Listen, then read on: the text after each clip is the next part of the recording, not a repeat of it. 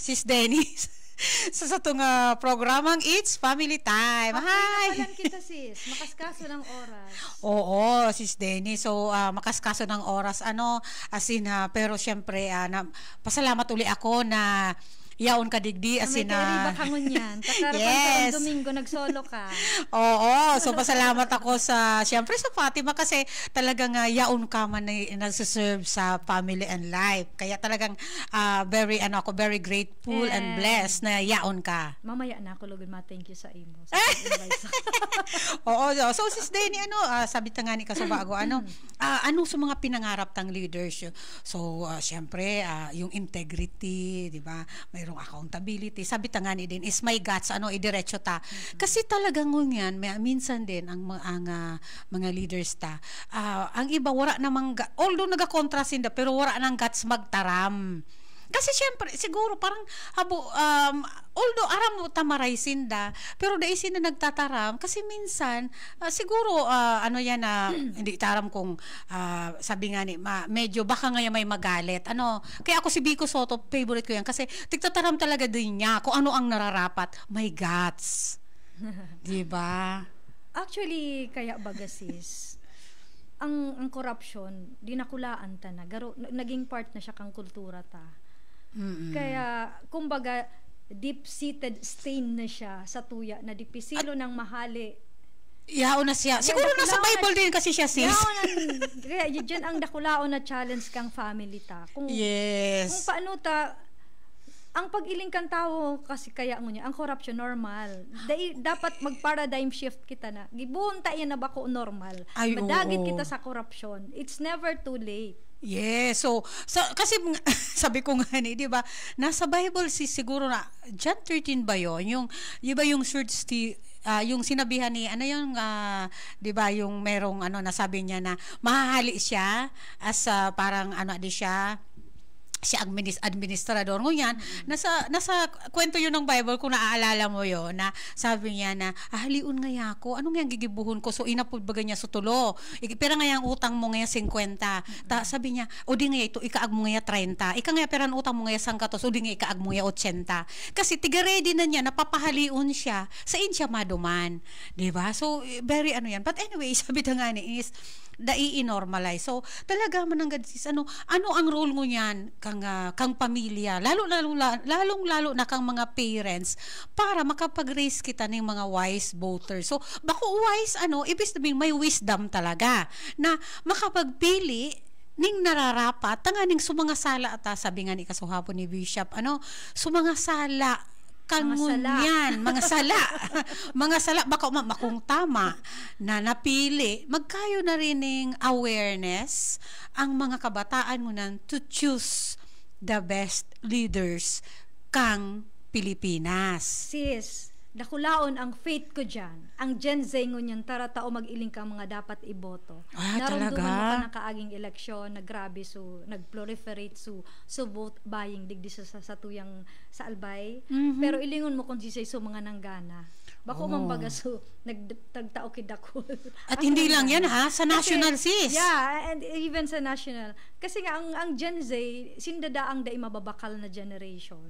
Kaya nga proud ako sa mga Gen Z ngayon dakulaon ang pag-asa kang sa tuyang nasyon. So ibig sabihin ito mga Gen Z na ini, so mga akita na ini. Yes. Oo, kasi ako matadagit naman kayo ni so aki tapig ko. So aki ko di ba sabi ko kay ito anak ang tigboto ko si arog kay ni sa mga artista. Sabi ko ang aki ko, "Mama yaks, hindi ka nag-isip." Anak, sorry. Ito talagang ngunyan pigurunan me kasi di ba kay ito hindi man talaga naging topic me ang politics. Pero recently talaga nung mga 5 years ago nasa teen na sinda, tigurunan mi na siya pag during meal time. Nag-ururo na kami ano na ang sitwasyon kang sa tong Philippine politics. So magayunon sis na pigurunan pala sa pamilya. Yeah, dapat talaga ang sa tuyang mga angki socially aware na daita sinda pagsaklawan na sinda maging bukas sa nangyayari sa society. Kasi in the long run, sinda ang mamana kang sa tuyang country. Ayun nga, Kaya pala so akin ko talagang nag-discuss. I-expose ta sinda, na while naghihiling ka mo ki TV na while naghihiling ki news ano na nangyayari sa Pilipinas.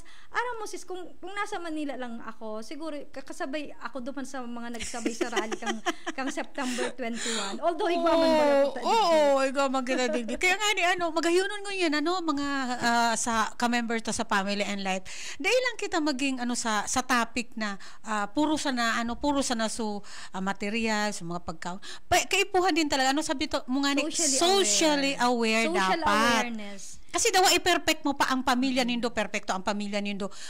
Kasi ang sosyudad, parte na yan kang buhay. Dahil pwede na mabuhay lang siya sa laog kang harong. Kaipuhan niya magluwas, asin makipag, di ba? And ginigiyaan kita sis kang simbahan pag abot sa aspeto na yan. Ay, oo. Kaya pasalamat kita ngayon. Kasi ang simbahan talaga, aktibo yaon na nga social action center. Napigigiyahan kita. Kaya nga ni ang simbahan, very po siya na, dahil talaga nagngangaran.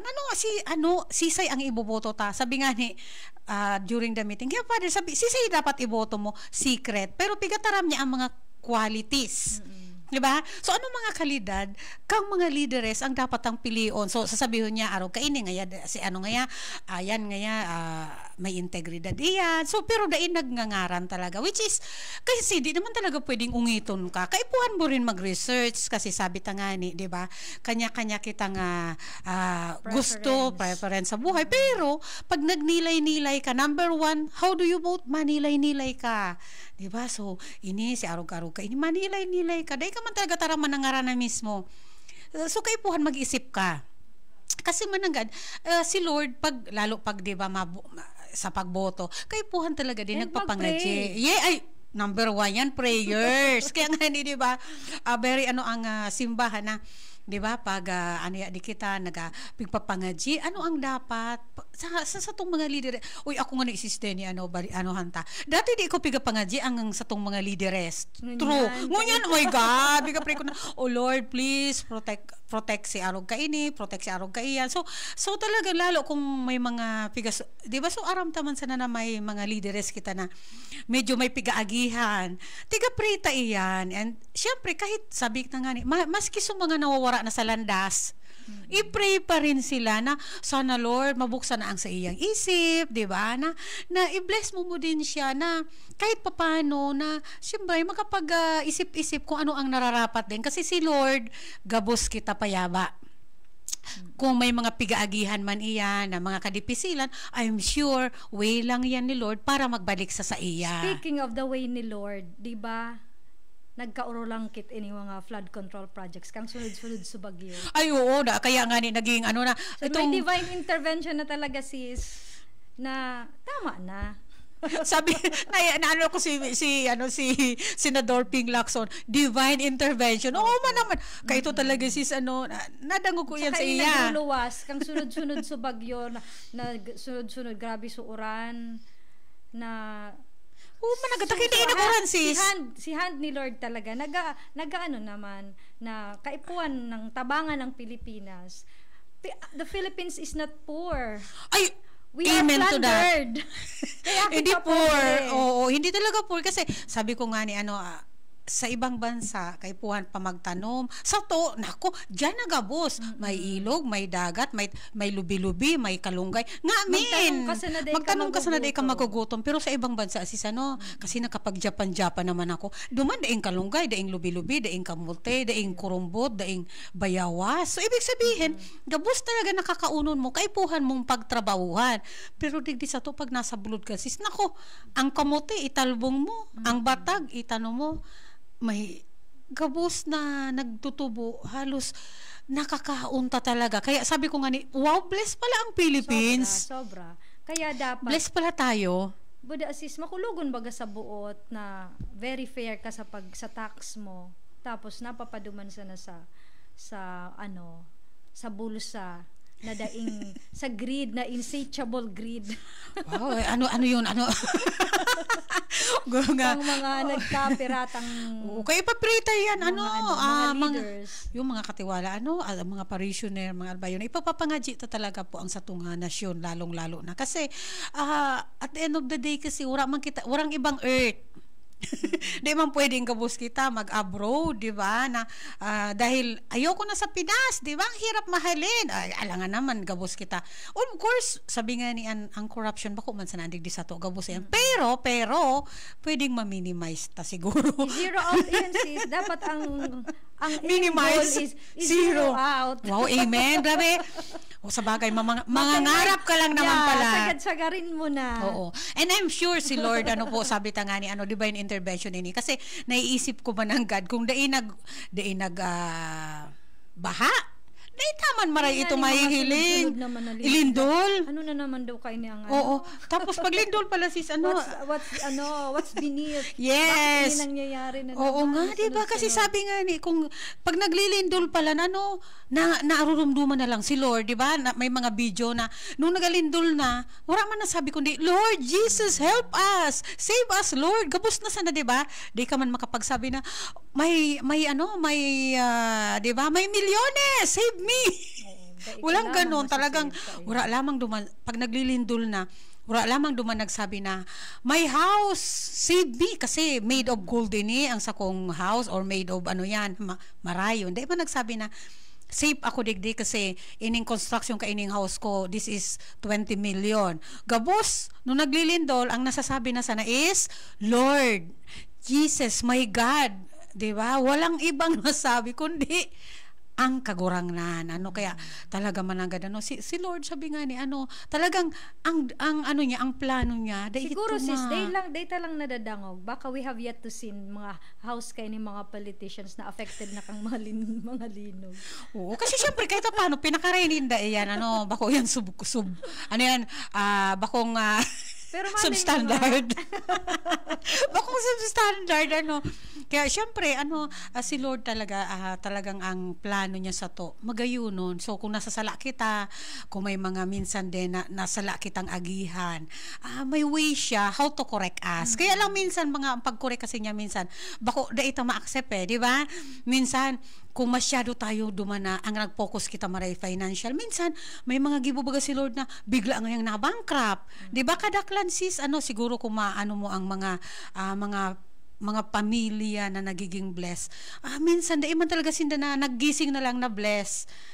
Minsan ang pig-agihan ninda pag naaraman mo, di ba? May pag-agihan pa lang sinda mga kadipisilan, di ba? Kami sis ngunyan at this point sa samuyang pamilya. Misudekto sa Bible na seek ye first the kingdom of God. Pag abot sa pag-serve kay God, we drop everything. Ay wow, so na talagang pigpa-priority mi talaga ang pag-serve. Yes, kay amen. God. Oy naku ha. Kaming mag-agom. Oy mapabook na ako sa imo kasi si Sis Denny po nako. Taang sa iyong pamilya kasi talagang blessed siya with 6 kids. Ilan kids ang yes. My God, blessed po siya kasi ang every kids pag nag-aki ka, it's a blessing. Kaya sabi ko nga ni Sis Denny, very blessed ka kasi you have 6 kids. My God, hindi yun ha. Kaya next syempre pag-uurunan ta iyan na ang pamilya na nagkakayuki-aki, blessing iyan. Kasi talagang bako pasil mag-raise ki na aki. Sa panahon ngunyan, remember, ako nga ni, duwa. Yes, padiriita na. And blessed talaga po. So, susunod. So, kaya nga ni, Sis Denny, ipadagos ta ining sa tong topic ko niya na ining pamilya, na kaipuhan din talaga is piguurunan ang politika sa laog kang harong, lalong-lalo na sa pamilya, tanganing ma-educate. Yeah, ma-educate ning tama ang satong mga aki. Sabi magayunon sa sinabi mo nga ni social awareness starts at home.